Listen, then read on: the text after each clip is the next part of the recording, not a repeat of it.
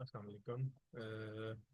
Today I am going to give you a brief introduction about derivative contracts, which you guys requested in the poll, forwards and swaps. Just to give an overview before we jump in to the material as prescribed in Kaplan-Schweizer. Derivative contracts जो हैं ये दो purposes के लिए mainly use किए जाते हैं। या तो हेजिंग पर्पसेस के लिए यूज़ किए जाते हैं और या फिर स्पेकुलेशन पर्पसेस के लिए यूज़ किए जाते हैं। डेरिवेटिव कॉन्ट्रैक्ट्स जो होते हैं ये अपनी वैल्यू डिराइव कैसे करते हैं, first we need to understand इनकी वैल्यूएशन कैसे होती है, गेन्स लॉस कैसे आते हैं, इसको पहले डिस्कस करते हैं। अच्छा, देखिए डेरिवेटिव कॉन्ट्रैक्ट एक ऐसा एग्रीमेंट है विद द बैंक्स और the counter party, mostly it is with the banks. और इसमें ये होता है कि एक पार्टी जो है वो कहती है कि मुझे एक स्पेसिफिक चीज, let's say stocks, let's say कोई कमोडिटी, और let's say interest rate underlying variable, इसको बाई करना है in a future date, let's say after 3 months. तो जाहिर सी बात है कॉन्ट्रैक्ट है तो एक साइड पे बायर होगा, दूसरी साइड पे सेलर होगा। हम बायर के पर्सपेक्टिव से देखते हैं, vice versa will be coming from the seller side. एक साइड आप अंडरस्टैंड कर लें, दूसरी साइड आपके जेहन में वैसे ही आ जाएगी। अच्छा, हम कहते हैं कि एक बायर है, उसने कहा है कि मैं एक शेयर है, उसको लेट्स से ए शेयर है और उसकी करंट प्राइस है 100 रुपीज। वो फॉरवर्ड कॉन्ट्रैक्ट में एंटर होता है और वो कहता है कि I will purchase it with with under this derivative contract at a price of 100 rupees after 3 months. Seller भी एग्री कर जाता है। अब जब इनिशिएशन है तो करंटली स्टॉक 100 पे ही ट्रेड कर रहा है, तो डेरिवेटिव कॉन्ट्रैक्ट के अंदर कोई गेन लॉस नहीं आएगा। क्यों? क्योंकि अभी डेरिवेटिव कॉन्ट्रैक्ट मूव ही नहीं किया अपनी टाइमलाइन के ऊपर।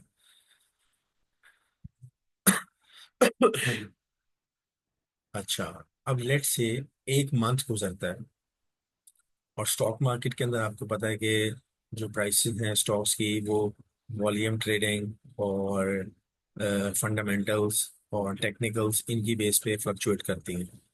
फॉर इंस्टेंस, शेयर की प्राइस 110 हो जाती है, तो इसकी इम्प्लीकेशन डेरिवेटिव पे क्या होगी?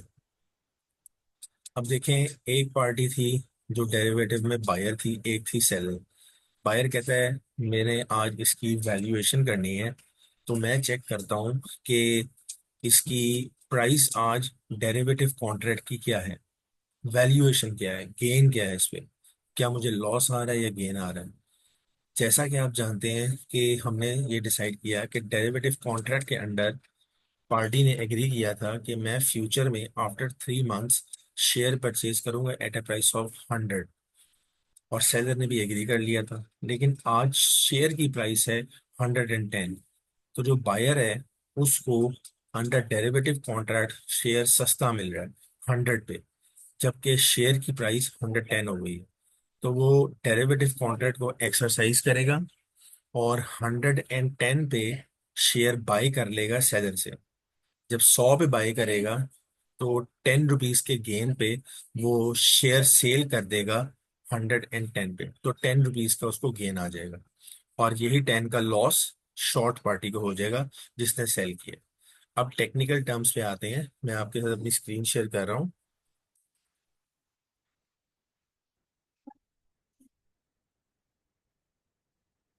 अच्छा, ये देखें कि जो पार्टी डेरिवेटिव कॉन्ट्रैक्ट के अंदर बायर होती है, बायर होती है,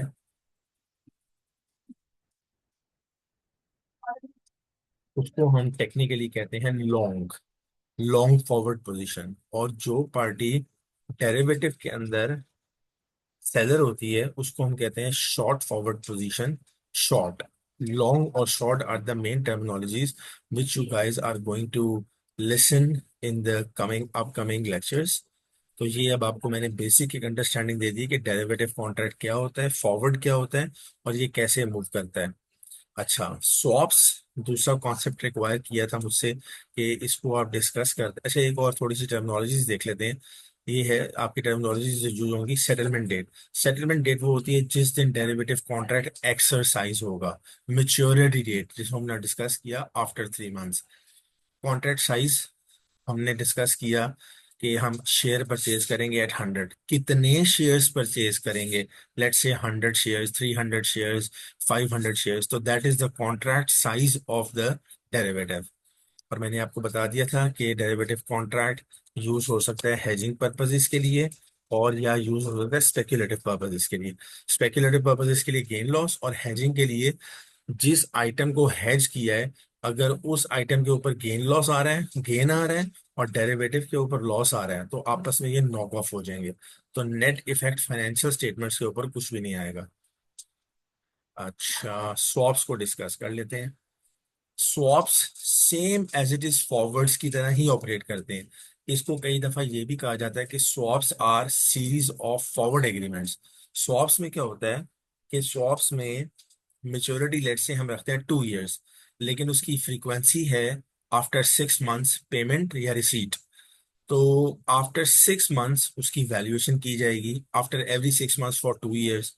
और सेम एज इट इज हम उसकी गेन और लॉस कंप्यूट करेंगे as we calculated in forward contract.